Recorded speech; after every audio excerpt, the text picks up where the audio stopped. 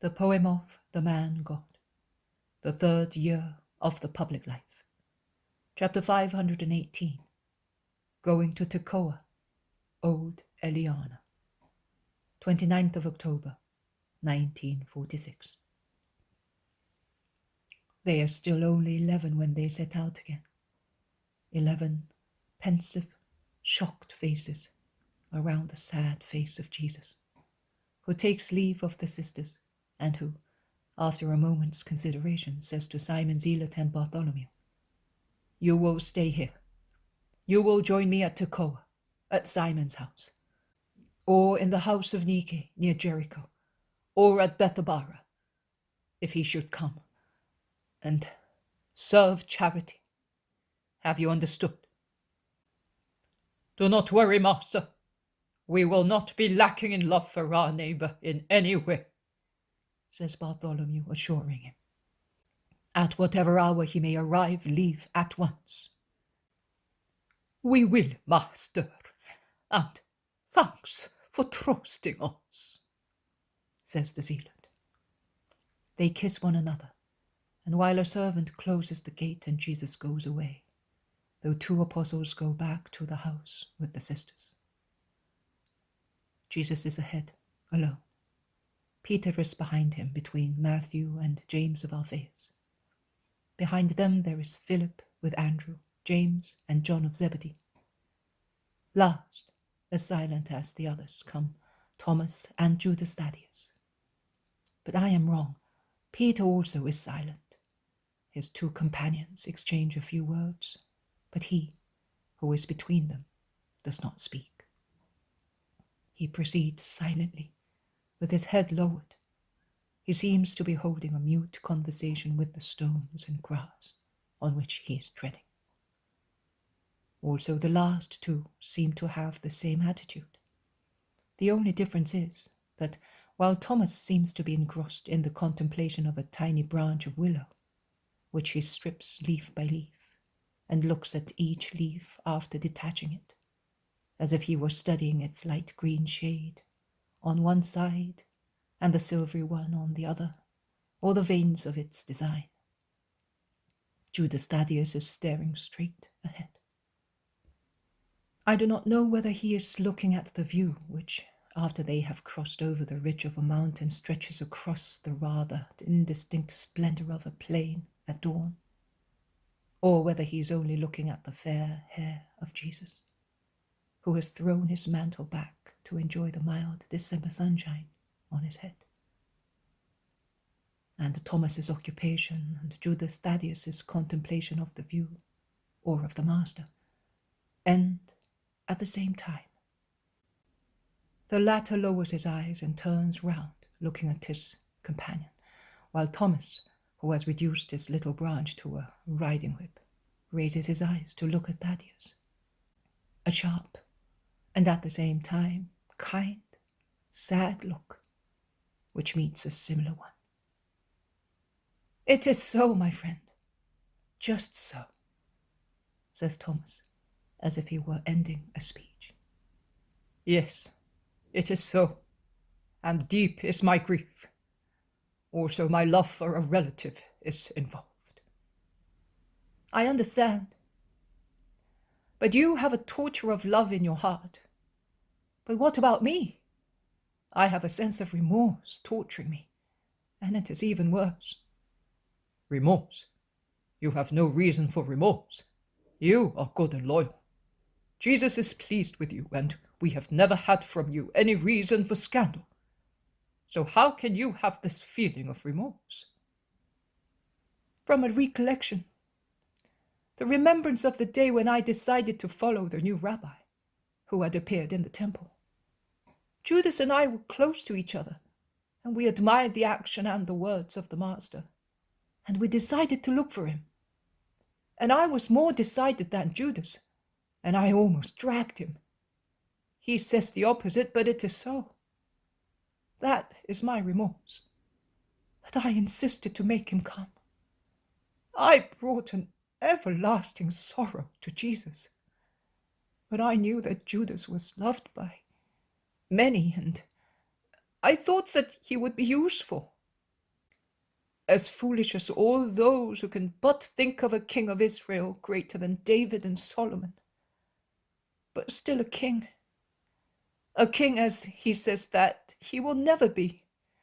I was yearning to have him among the disciples, as he might be useful. I was hoping so.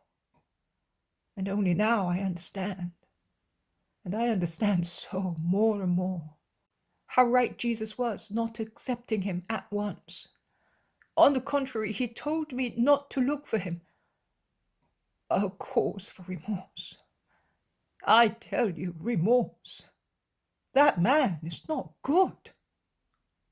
He is not. But do not create occasions of remorse for yourself. You did not act out of malice, so you are not guilty, I tell you. Are you really sure? Or are you saying so to console me? I am telling you because it is the truth. Do not think of the past anymore, Thomas. It does not help to eradicate it. That's easily said. But just think, if because of me some misfortune should befall the Master, I am sick at heart and full of suspicion. I am a sinner because I am judging a companion, and my judgment is not merciful. And I am a sinner because I should believe the words of the Master. He excuses Judas. Do you believe your brother? In everything except that. But don't be distressed. We have all the same thought. Also Peter, who is so worried, strives to think well of that man, and Andrew, who is meeker than a little lamb, and Matthew, the only one among us who does not feel disgust for any sinner, and also the so loving and pure John, who is so lucky that he need not fear evil or vice, because he is so full of charity and purity that he has no room for anything else. And my brother has it too. I mean Jesus. He certainly has other thoughts as well, and thus sees the necessity of keeping Judas, until every attempt to make him good becomes vain. Yes, but what will happen in the end? He has many. He has no... Briefly, you understand without me telling you. How far will he go? I don't know. Perhaps he will leave us. Perhaps he will stay, waiting to see who is stronger in the struggle, Jesus or the Hebrew world. Nothing else? Do you not think that he's already serving two masters? That is certain. And are you not afraid that he may serve the more numerous group in order to cause complete damage to the master? No, I am not. I do not love him, but I cannot believe that he, at least not for the time being. I would certainly be afraid of that if one day the crowds stopped supporting the master. If instead a public acclamation should consecrate him king and our leader, I am sure that Judas would abandon everybody for him. He is an exploiter. May God check him and protect Jesus and us all. The two realize that they have slackened their paces, and that they have been left far behind their companions, and without speaking any more they begin to walk fast to join them. What have you been doing? Asks Matthew. The master wanted you. Thomas and Thaddeus proceed quickly to go to Jesus. Of what were you speaking between yourselves? Asks Jesus, staring at them. The two look at each other. Should they tell him? Should they not? Sincerity wins. Of Judas, they say together. I knew, but I wanted to put your sincerity to the test. You would have distressed me if you had lied. But do not speak any more about him, and particularly in that manner. There are so many good things about which you can speak. Why always debase oneself to consider what is very, nay, too material. Isaiah says, "Trust no more in man. He has but a breath in his nostrils." I say to you, stop analyzing that man and take care of his spirit. The animal that is in him, his monster, must not attract your attention and your judgment, but love his spirit with sorrowful, active love. Free him from the monster that is detaining him. You do not know. He turns round to call the other 7. Come here, all of you, because what I am about to say is useful to everybody, as you all have the same thoughts in your hearts. Do you not know that you learn more through Judas of Kerioth than through any other person? You will find many Judases and very few Jesus in your apostolic ministry. The Jesus will be kind, good, pure, faithful, obedient, prudent, free from greed. They will be very few. But how many Judases of Kerioth you, your followers, and your successors will find along the ways of the world? And in order to be masters and to know, you must attend this school. With his faults, he shows you what man is. I show you what man should be. 2 examples, equally necessary. But knowing both well, you must try to change the former into the latter. And let my patience be your rule. Lord, I was a big sinner, and I am certainly an example as well. But I would like Judas, who is not such a sinner as I was, to become the convert that I am. Is it pride to say this? No, Matthew, it is not pride. You honor 2 truths by saying so. The first is that the sentence saying, "The goodwill of man works divine miracles," is truthful. The second is that God loved you infinitely since the time you thought nothing about it, and he did so because he was aware of your capability for heroism. You are the fruit of 2 powers, your will and God's love. And I am putting your will first, because without it, God's love would have been vain. Vain, inert. But could God not convert us without our will? Asks James of Alphaeus.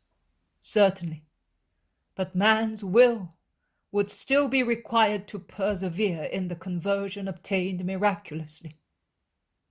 So, such will has not been and is not in Judas, either before knowing you or now, says Philip impulsively. Some laugh, some sigh. Jesus is the only one who defends the absent apostle. Do not say that. He had it and has it. But the evil law of the flesh overwhelms it at intervals. He is ill, a poor, sick brother. In every family there is a weak or a sick person, someone who is the pain, the worry, the burden of the family. And yet, is a frail child not the one most loved by his mother? Is the unhappy brother not the one best served by his brothers? Is he not the one to whom his father gives the dainty, taking it from his plate, to make him happy, to make him feel that he is not a burden, and thus make his illness less boring? That is true. It is just like that. My twin sister was delicate in her childhood. I had taken all the sturdiness.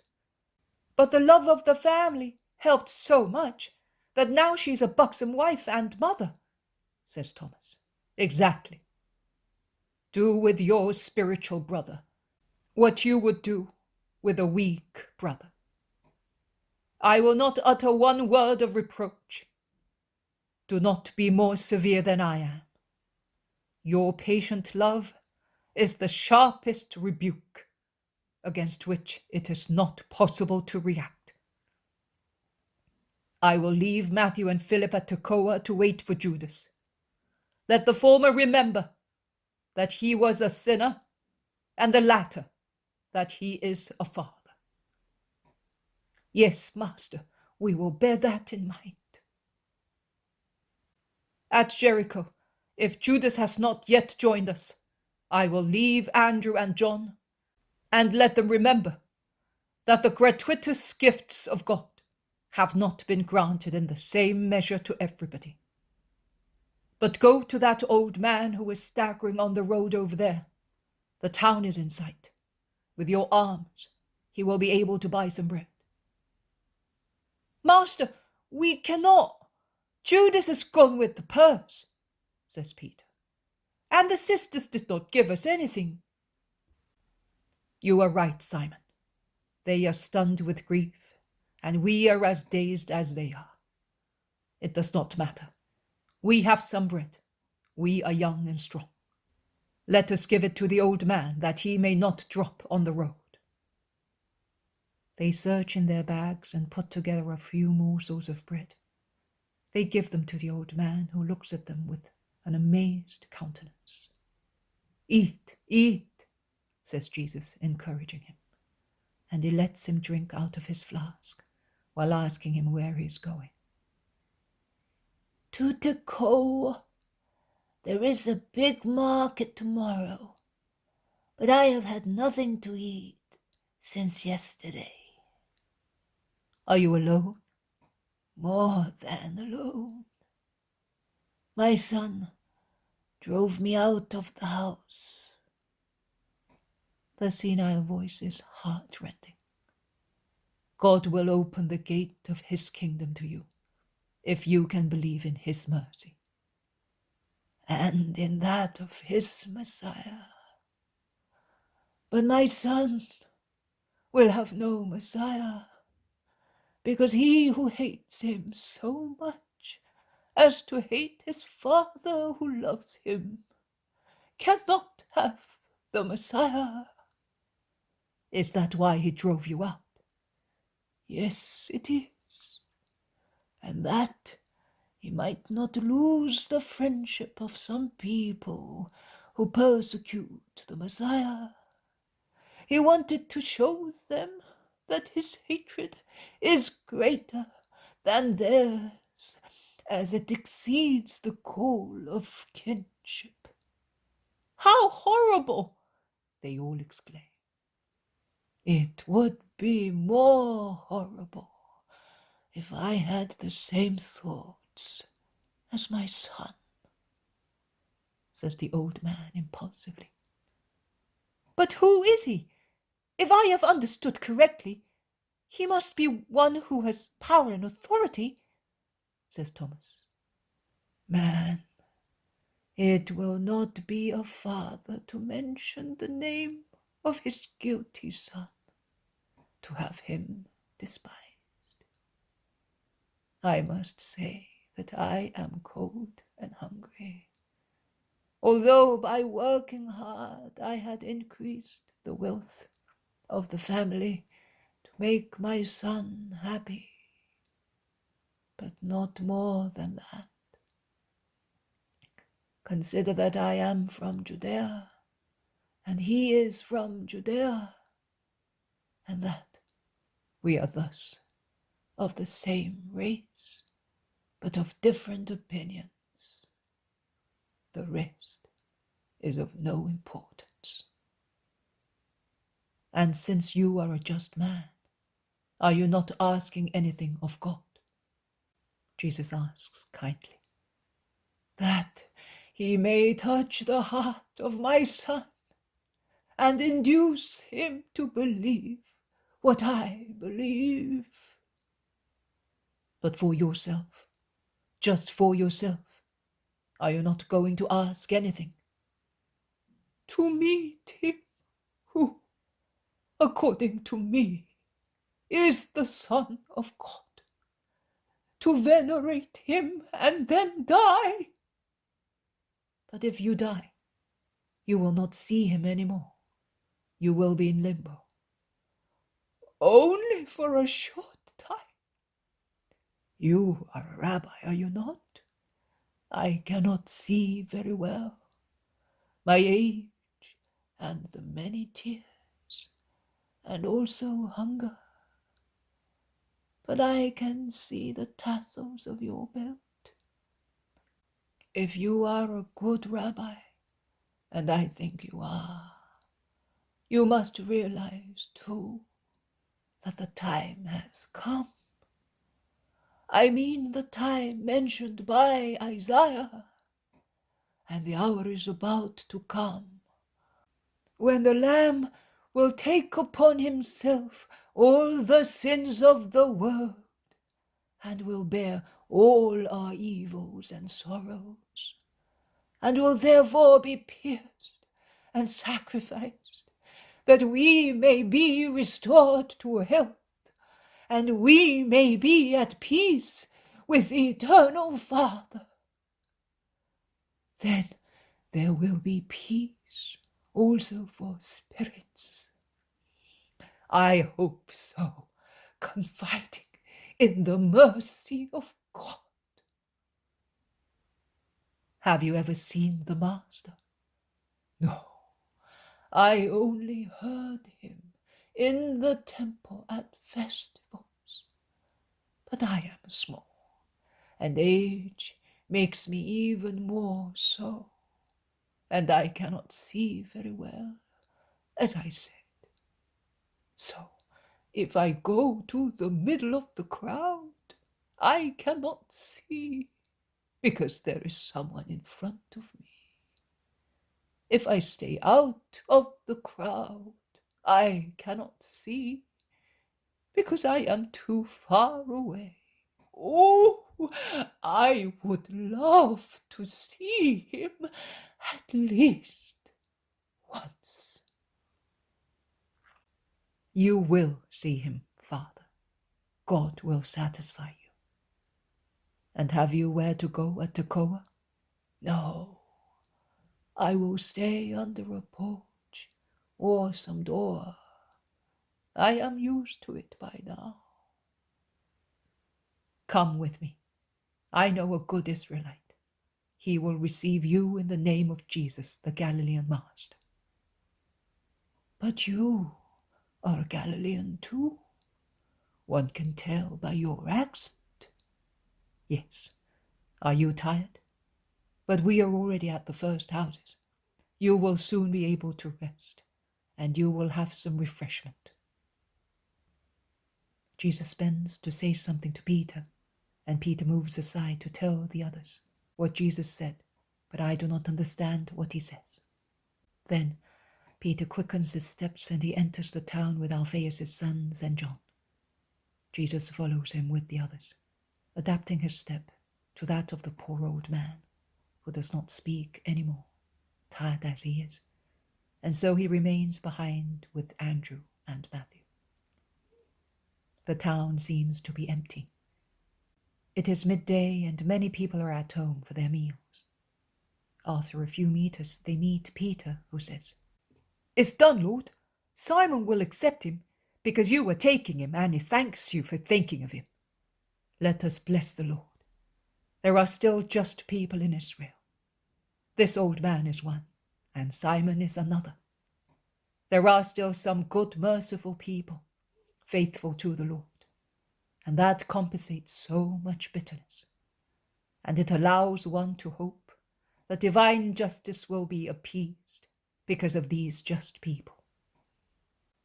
However, that a son should expel his father from his house in order not to lose the friendship of some powerful Pharisee. Their hatred for you can go to that extent. I am shocked," says Philip. "Oh, you will see much more than that. replies Jesus. More? And what can there be more than a father being driven out because he does not hate you? The sin of that man is a tremendous one. More tremendous will be the sin of a people against their God. But let us wait for the old man. Who will his son be? A Pharisee, a member of the Sanhedrin, a rabbi. There are different opinions. A wretch, do not investigate. Today he struck his father, tomorrow he will strike me. You can see that the sin of Judas, his going away like an undisciplined son, is nothing in comparison. And yet I will pray for this ungrateful son, for this Hebrew who offends his God, that he may mend his ways. Do the same. Come, Father, what is your name? Elianna. I have never been happy. My father died before I was born, and my mother in giving birth to me. My mother's mother, who brought me up, named me with the two names of my father and mother joined together.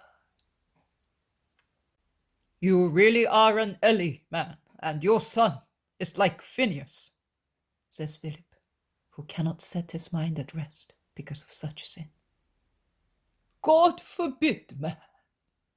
Phineas died a sinner, and he died when the ark was captured. That would be a misfortune for his soul and for the whole of Israel, replies the old man. Listen, the house is a friendly one, and whatever I ask, I get. It belongs to a certain Simon, a just man in the eyes of God and of men. He will receive you for my sake, if you are willing to stay here, says Jesus before knocking at the door. Am I to make a choice? I will invoke the blessing of heaven on those who give me bread and the shelter of charity. But I want to work. It is not a shame to be a servant. It is shameful to commit sin. We shall tell Simon, says Jesus with a smile of compassion, looking at the little old man, destroyed by privations and grief. The door is opened. Come in, Master. Peace be with you and with those who are with you. Where is this brother whom you have brought to me, that I may give him the kiss of peace and welcome? Says a man about 50 years old. Here he is, and may the Lord reward you. I am rewarded. I have you as my guest. He who has you has God. I was not expecting you, and I cannot honor you as I would like. But I hear that you will be coming back in a few days' time, and I will be ready to receive you as becomes you. They are by now in a room in which steaming basins are ready for ablutions. The old man is standing shyly against the door, but the landlord takes him by the hand and makes him sit down. He wants to take his sandals off and serve him as if he were a king, and then put new sandals on his feet, while the old man says, Why all this? I have come to serve, and you are serving me. It is not right. It is right, man. I cannot follow the rabbi because I must help here in the house. But as the least disciple of the Holy Master, I strive to put his words into practice. You know him well. Really? You know him because you are good. There are many who know him in Israel, but how? With their eyes and their hatred. So they do not know him. A man knows a woman when he knows everything about her, and he possesses her completely. It is the same with Jesus of Nazareth, whom I do not know with my eyes, but whom I know better than many people, because I believe that wisdom is in him. But you really know him by sight and by his doctrine. The man looks at Jesus but does not say anything. The old man resumes speaking. I told this rabbi that I want to work. Yes, we will find a job for you. For the time being, come to the table. Master, your disciples will be coming shortly. Can we sit at the table just the same? Or do you prefer to wait for them? I prefer to wait for them.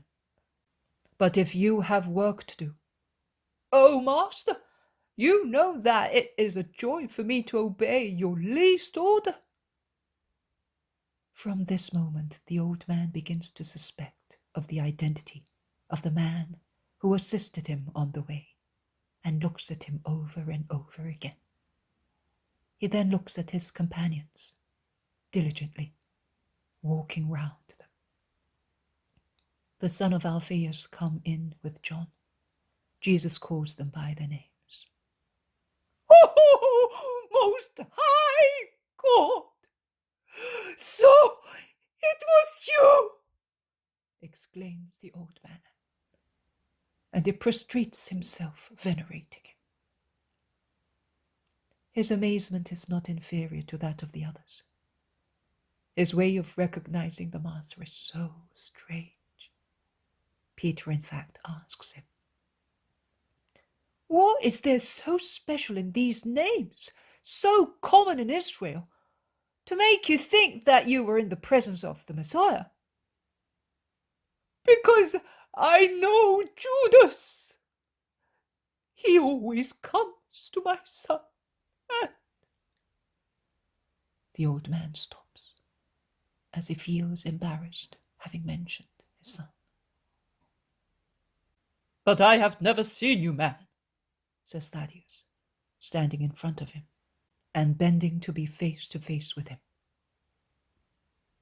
Neither do I know you, but one Judas, a disciple of the Christ, often comes to my son, and I heard him speak of a John, of a James, and of a Simon, a friend of Lazarus of Bethany, and of so many other things. When I heard 3 names, known as those of the most intimate disciples of the Master, and he, so good, I understood, I did. But where is the other Judas? He is not here, but it is true, it is I.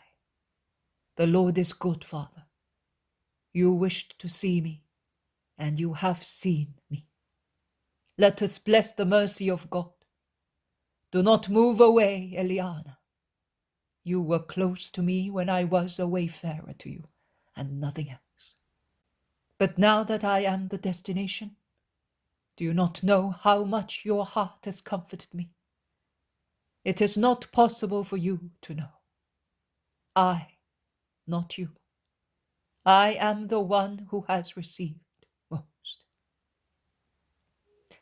When 3/4 of Israel and even more hate me to the point of being criminals, when the weak ones move away from my way, when the thorns of ingratitude, of hatred, of slander pierce me on every side, when I can find no relief in the thought that my sacrifice will be salvation to Israel, to find one like you, Father, is to receive compensation for my grief. You do not know. None of you are aware of the deeper and deeper sadness of the Son of Man. I thirst for love, and too many hearts are dried springs, which I approach in vain. But let us go. And holding the old man close to himself, he goes into the room where the tables are already laid.